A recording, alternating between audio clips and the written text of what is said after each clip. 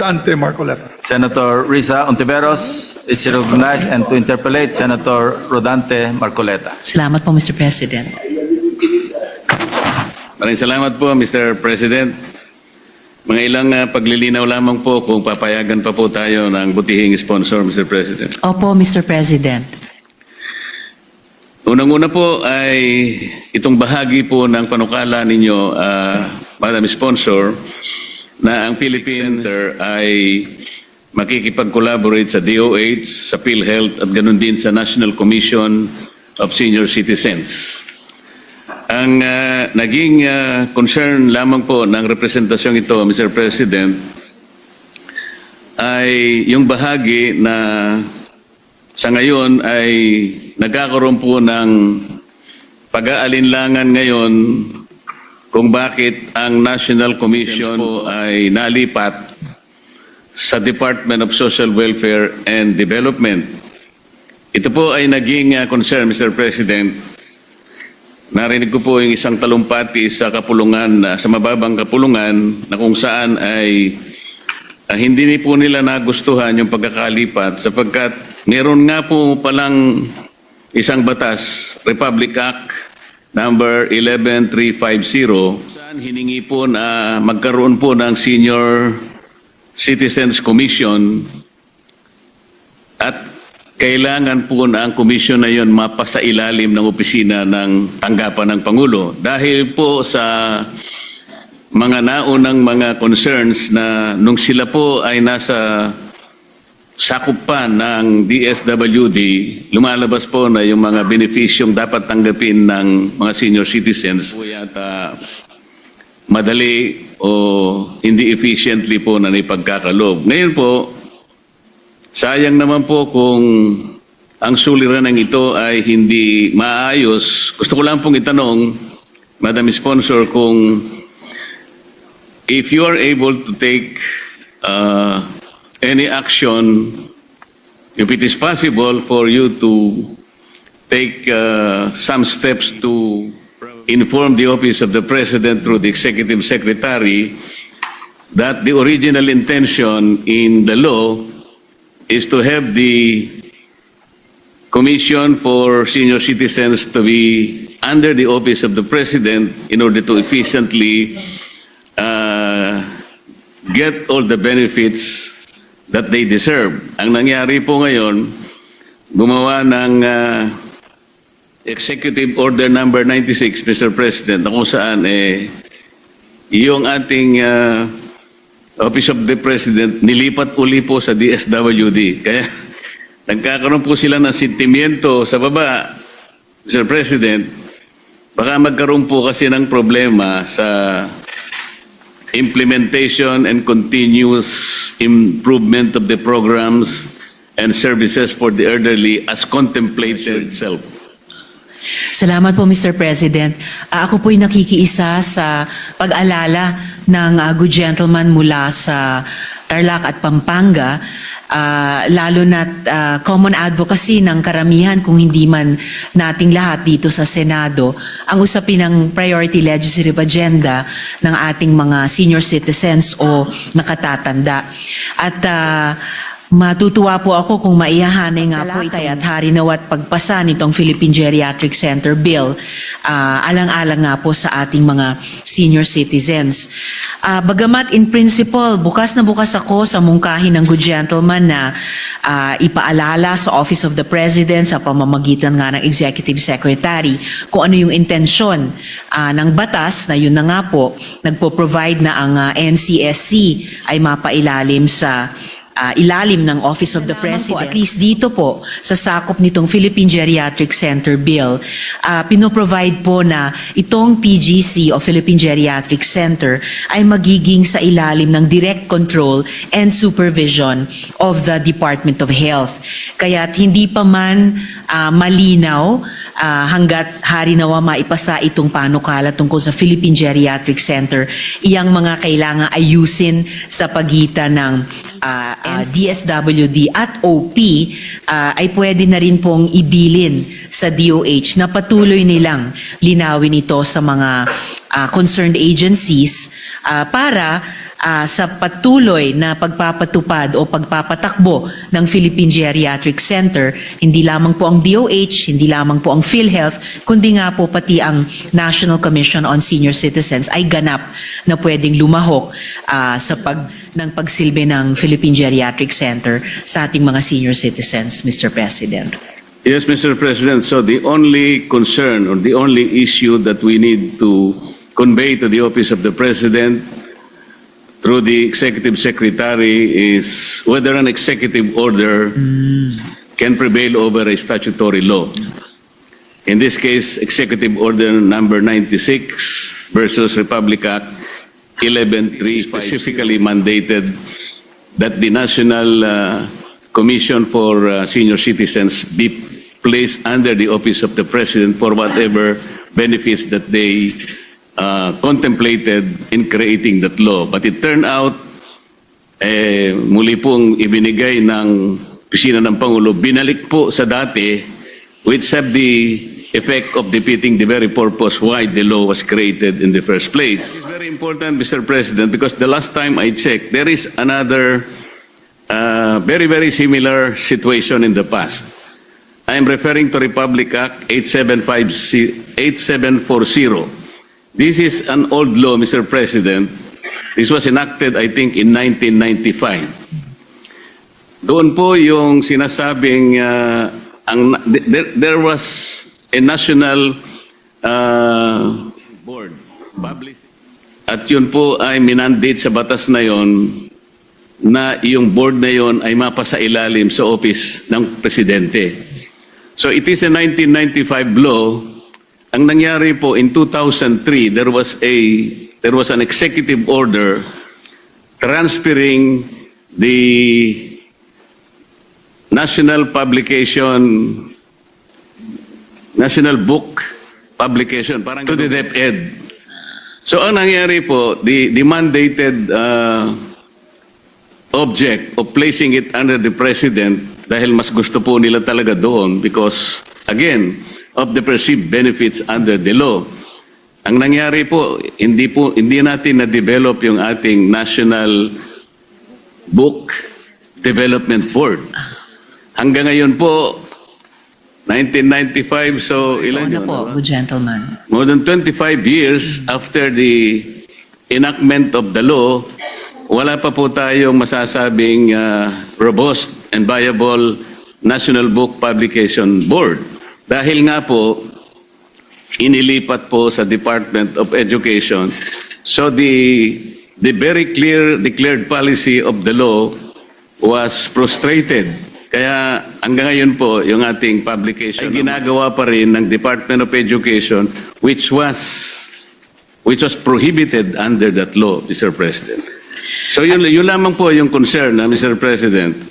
If we can take some positive steps to remind the Office of the President na baka po masayang naman dahil isa pong malaking kabawasan kung yung National Commission of Senior Citizens, sila po yung subject matter ng Philippine Geriatric Center kung hindi maayos naman po yung kanilang concern na yun. Maraming salamat, Mr. President, and thank you, Madam Sponsor. Maraming salamat din po sa good gentleman from Pampanga and Tarlac, Mr. President. Very well taken po yung paalala nila dahil ayaw na at yung payo nila at gagawin po nitong representasyong ito, yung pag-communicate tungkol sa isyung ito sa Office of the President, sa Secretary. Dahil ayaw naman po nating maulit dito naman sa Philippine Geriatric Center ang napansin ng good gentleman na hindi po ganap na pagsulong ng National Book Development dito sa ating bansa. Ayaw po nating may mangyaring katulad dito po sa pagpapatupad ng panukalang ito ng Philippine Geriatric Center. At dahil po, lastly, Mr. President, napakahalaga yung pinaalala ng good gentleman. Siya nga po, at pinaninindigan natin bilang nasa legislatura ang isang batas. Siyempre naman po ay higit pa sa isang executive order. Muli po salamat, Mr. President, at salamat sa good Thank you. gentleman. Next to interpellate is Senator Robin Padilla. So Senator Padilla is recognized. Maraming salamat po, Ginoong Pangulo. Meron lang po ako mga katanungan sa atin pong butihing senadora. Para po sa geriatric. Opo, Mr. President, bukas na bukas po ako sa mga tanong ng gentleman. Maraming salamat po. Ako po ay maiksing kwento lang po. No? Ako po ay nagsulong ng panukala patungkol po sa pagkakaroon ng mga nursing homes para sa mga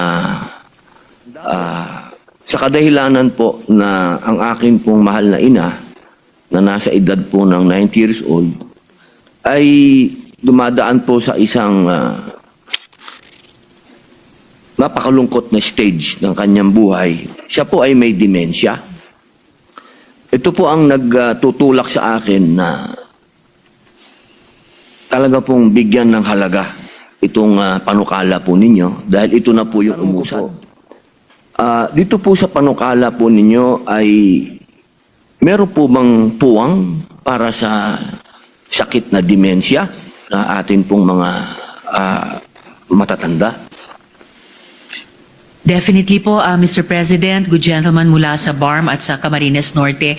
Hindi lamang po may puwang ang usapin ng demensya dito sa panukalang Philippine Geriatric Center dahil yung pagka-demensya dito sa ating bansa, sa ating mga kababayan ay isa sa mga dahilan na nakikitang itong Philippine Geriatric Center ay makatutulong sa ating mga Pilipinong nakatatanda at itong demensya ay isang pangangailangan na matugunan, mabibigyang daan po ng Philippine Geriatric Center. At hindi lamang po may puwang dito sa panukala. Mr. President, good gentleman, meron pong maituturing na harinawa maging companion measure ay kasalukuyang pinag-aaralan ang pag-file ng isang hiwalay pa at tukoy na National Dementia Care Policy.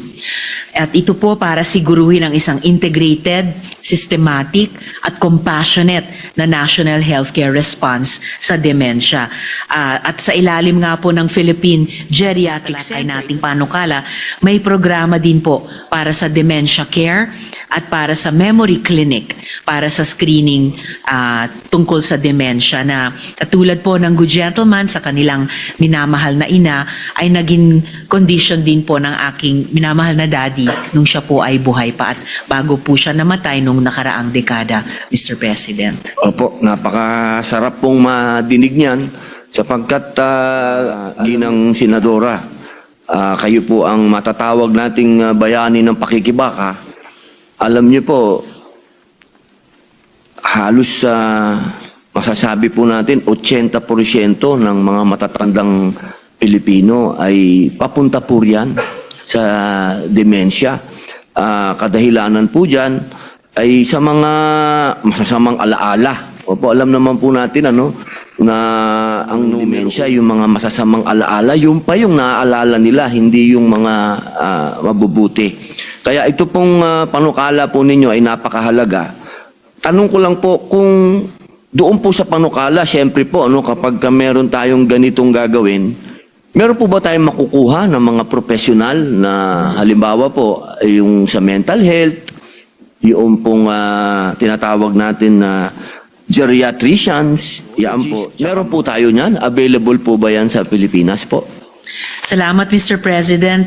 Para sa tanong na iyon, itong usapin ng sapat na staffing at saka pati workforce development and training para sa geriatric services ay totoong alalahanin sa buong bansa natin, lalo na't base po sa datos, Mr. President, good gentleman, sa ngayon, 173 lamang po ang active na geriatric sa buong bansa natin. At ito kaya rin po ito ay isa sa mga areas para sa workforce development and training sa ating bansa in general at partikular magiging din dito sa Philippine Geriatric Center. So definitely, kino-contemplate na nitong panukalan para sa Philippine Geriatric Center yung pagkakaroon ng iba't ibang health human resources. Kasama na po ang mga geriatricians. Opo, kasi napakahalaga po nun.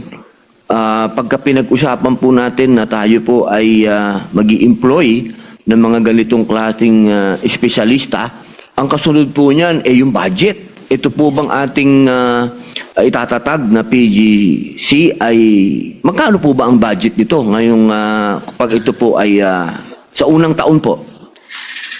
Taon po ng pagpapatayo ng Philippine Geriatric Center. So meron pong ine-estima na mga cost para dito at hindi po tayo kailangan mabigla na kailangan sa isang taon lamang ay maitayo na ito dahil iniisip po, Mr. President, good gentleman, na pwedeng progressive ang pagpapatayo nito. Opo, tama po. Dahil science po yan, ano? Yes Continuous. po. Opo. So, kahit po sa loob ng kalahating dekada hanggang 7 taon pa para itayo ito at dahan-dahan din pong maipon at magastos ang pangangailangan. Sa ngayon po, kung gagamitin ang 100-bed Dole Hospital para sa OFWs bilang baseline, ang pagtatayo ng isang kahit 100-bed muna na Philippine Geriatric Center ay magsisimula sa humigit kumulang 550 million pesos para sa construction at saka basic equipment.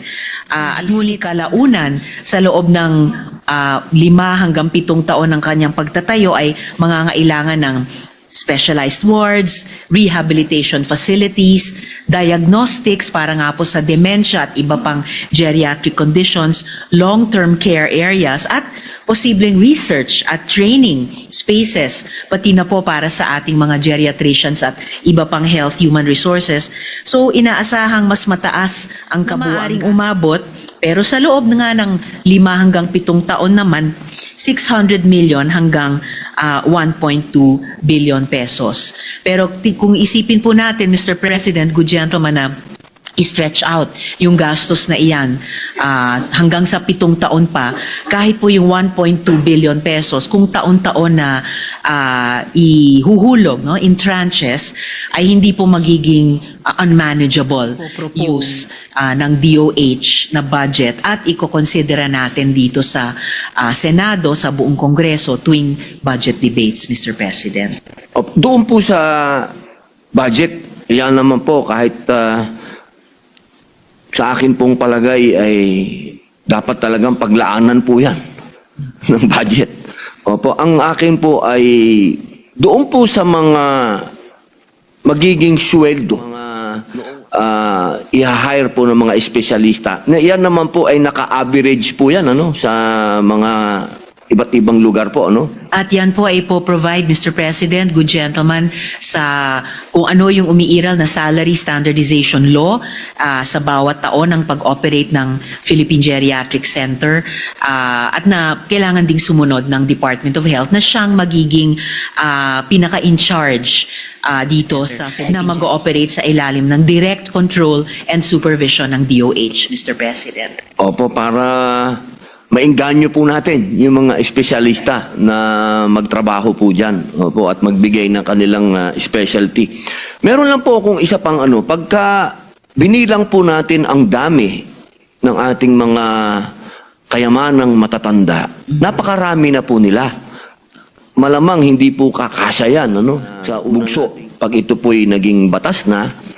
Meron po ba tayong provision diyan sa ating panukala na nagsasabi ng yung pong katulad namin na nasa bahay? Opo, meron naman pong, kami naman po, hindi na kami hihingi ng budget dyan. Opo, pero marami pong mga kababayan natin ang wala namang ganong klaseng kinikita dahil napakamahal po talaga ng pag pinag-usapan po